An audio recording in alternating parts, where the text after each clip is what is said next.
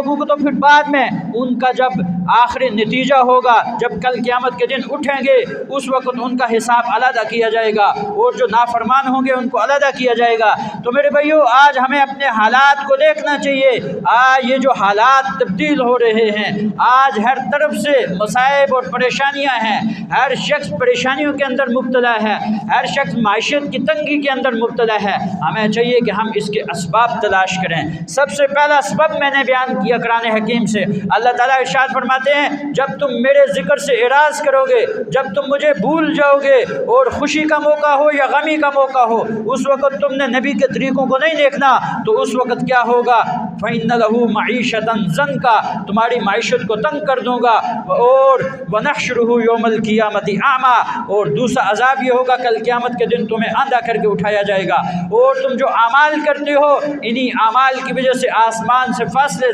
نازل ہوتے ہیں۔ اور پھر تیسری بات ارشاد فرمائی کہ تم اگر تقوی اختیار کرو گے تو پھر بھی تمہارے حالات بہتر ہوں گے، آسمان سے بارشوں کو برسایا جائے گا، اور تمہارے مال کو اور تمہاری اولادوں کو بڑھایا جائے گا۔ لیکن اگر تم نے ان اسباب کو بغیر دیکھے تمہاری زندگی اسی ڈگر پر گزر رہی ہے جس طرح پہلے تھی، تو یاد رکھنا یہ رب کی طرف سے آزمائش نہیں ہے، یہ رب کی طرف سے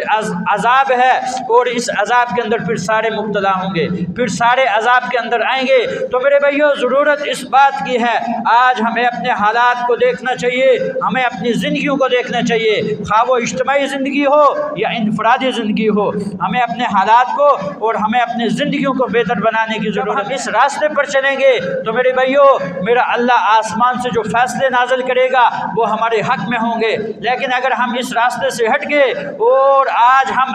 اگر اپنی انفرادی زندگی میں یا اپنی اجتماعی زندگی میں اگر ہم دیکھیں، اور اگر اسی طرح کے فیصلے ہوتے رہے، آج ہم اپنی انفرادی زندگی میں بھی اور اجتماعی زندگی میں بھی، اور اگر ہم اپنے عدالتی نظام کو دیکھیں، وہاں سے جو فیصلے صادر ہو رہے ہیں وہ بالکل قرآن و حدیث کے خلاف فیصلے آ رہے ہیں۔ ذرا دیکھیں، کچھ دن پہلے ایک فیصلہ آتا ہے عدالت سے کہ اگر کوئی شخص، کوئی مرد دوسری شادی کرتا ہے اور وہ اپنی پہلی بیوی کی اجازت کے بغیر کرتا ہے، تو پہلی بیوی کو اختیار ہے کہ وہ مرد کی دوسرا جو نکاح ہے اس کو ختم کر سکتی ہے۔ یہ قانون بالکل قرآن و حدیث کے خلاف ہے، اس کا اسلام کے ساتھ کوئی تعلق نہیں ہے۔ اور پھر ہماری عدالتوں سے یہ فیصلہ صادر ہوتا ہے، اور یہ فیصلہ نافذ کیا جاتا ہے کہ 18 سال سے کم عمر کوئی بھی، نہ مرد نہ یا عورت، کوئی بھی شادی نہیں کر سکتی۔ حالانکہ یہ قانون بھی بالکل قرآن و حدیث کے خلاف ہے۔ قرآن یہ کہتا ہے،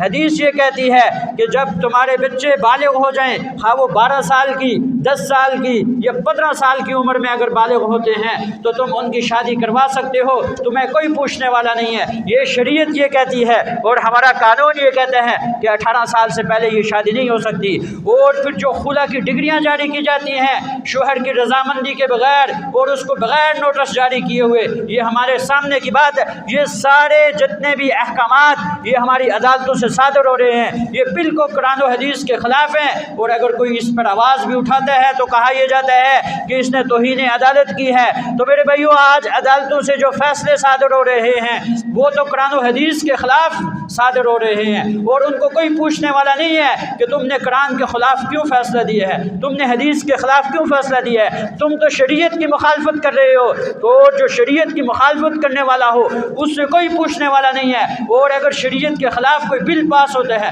اس پر کوئی آواز اٹھائے تو اس کو کہا جاتا ہے کہ یہ اس نے توہین عدالت کی ہے، اور یہ آئین اور قانون کے خلاف بات کرتا ہے۔ تو میرے بھائیو، جو آئین اور قانون اس کی ہم قدر کرتے ہیں، لیکن اگر وہ آئین اور قانون یہ ہماری شریعت کے موافق ہوگا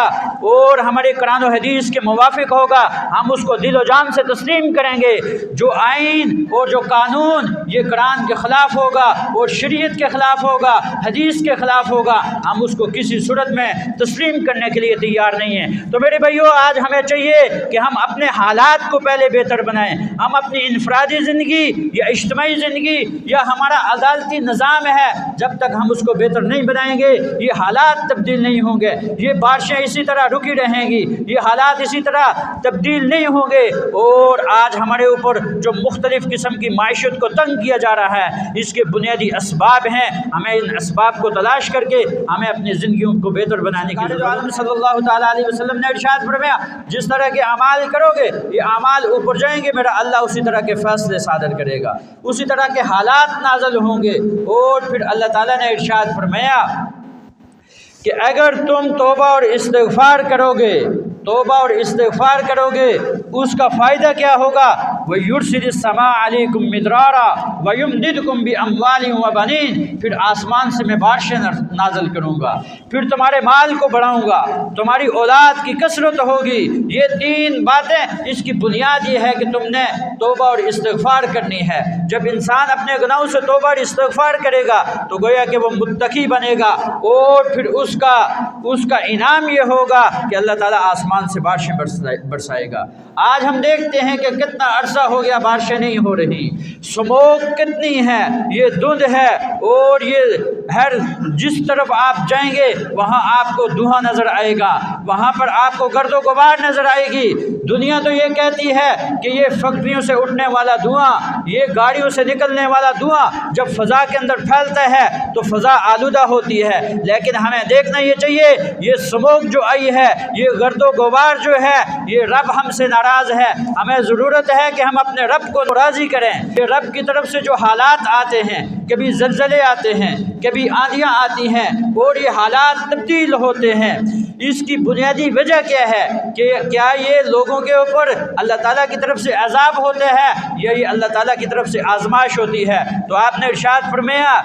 کہ اگر یہ رب کی طرف سے آنے والے حالات انسان کے حالات کو تبدیل کر لیں، انسان اپنی زندگی کو تبدیل کر لے، جس ڈگر پر وہ چل رہا ہے اگر اس کی زندگی تبدیل ہو جائے، اگر وہ نافرمانیوں کو چھوڑ لے، اگر وہ بے حیائی کو چھوڑ لے اور وہ سیدھے راستے پر آ گیا تو یہ رب کی طرف سے آزمائش تھی اور یہ انسان کامیاب ہو گیا۔ لیکن اگر یہ حالات انسان کی زندگی کو تبدیل نہ کریں، وہی طریقہ جس طریقے پر پہلے چل رہے تھے، اور یہ بارشوں کا بند ہو جانا اور یہ سموک کا آ جانا، یہ ہمارے حالات کو تبدیل نہ کرے، ہماری زندگیوں کو تبدیل نہ کرے، تو یاد رکھو یہ رب کی طرف سے عذاب ہے۔ پھر اس عذاب کے اندر یہ سارے لپیٹ میں آئیں گے۔ پھر یہ نہیں دیکھا جائے گا کہ یہ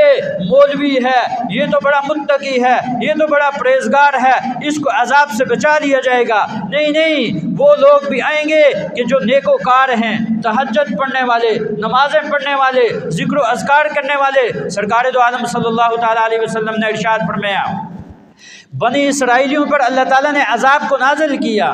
اور جب فرشتے عذاب لے کر اس بستی میں پہنچے تو وہاں دیکھا کہ ایک اللہ تعالیٰ کے برگزیدہ ایک بندہ ہے جو ہر وقت نوافل پڑھ رہا ہے، اپنے اللہ کو یاد کر رہا ہے، ایک پل بھی وہ اپنے رب کی نافرمانی کرنے والا نہیں ہے۔ وہ فرشتے واپس گئے، رب سے پوچھتے ہیں کہ آپ نے ہمیں اس بستی پر عذاب نازل کرنے کا حکم دیا ہے، وہاں تو آپ کا ایک برگزیدہ بندہ بھی ہے، وہ بہت نیک ہے، وہ آپ کی نافرمانی کرنے والا نہیں ہے۔ تو اللہ تعالیٰ نے ارشاد اس آدمی کو رکھو اور باقی زمین کو اٹھاؤ اور اس کے اوپر پٹخ دو، اس لیے کہ اس کے سامنے میری نافرمانی ہوتی رہی، سارے لوگ میری نافرمانی میں لگے ہوئے، لیکن وہ اپنی عبادت میں اور اپنی گوشہ نشینی میں بیٹھا ہوا وہ مجھے یاد کر رہا ہے۔ اس نے لوگوں کو روکا نہیں کہ تم رب کی نافرمانی نہ کرو، سیدھے راستے پر آ جاؤ، رب کا عذاب آئے گا۔ وہ صرف اپنی عبادت کے اندر تو لگا رہا، لیکن اس نے نہی عن المنکر کا کام اس نے انجام نہیں دیا، لہٰذا اس کو بھی عذاب ہوگا اور باقیوں کو بھی عذاب ہوگا۔